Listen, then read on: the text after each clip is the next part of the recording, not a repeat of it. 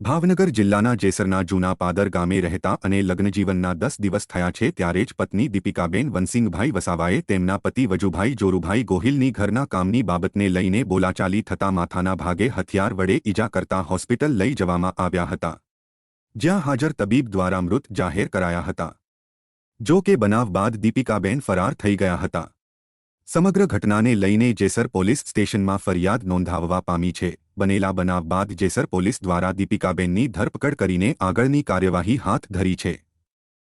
ગતરોજ ભાવનગર જિલ્લાના જેસર તાલુકામાં જૂના પાદર ગામના વાડી વિસ્તારની અંદર એક હત્યાનો બનાવ બનવા પામ્યો હતો।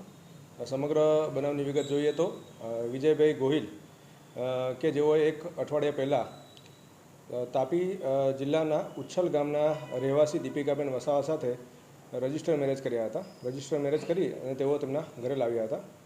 છેલ્લા એક અઠવાડિયાથી બંને પતિ પત્ની વચ્ચે ઘર કંકાસ ચાલી રહ્યો હતો। બનાવને એક દિવસ પહેલાં ઘર કંકાસ ખૂબ વધારે પ્રમાણમાં થયો, જેના કારણે બેને આવેશમાં આવી અને વિજયભાઈ મરણ જનાર વિજયભાઈ ગોહિલ છે તેઓને બોથડ પદાર્થના ઘા મારી અને તેમનું મૃત્યુ નિપજાવેલ હતું।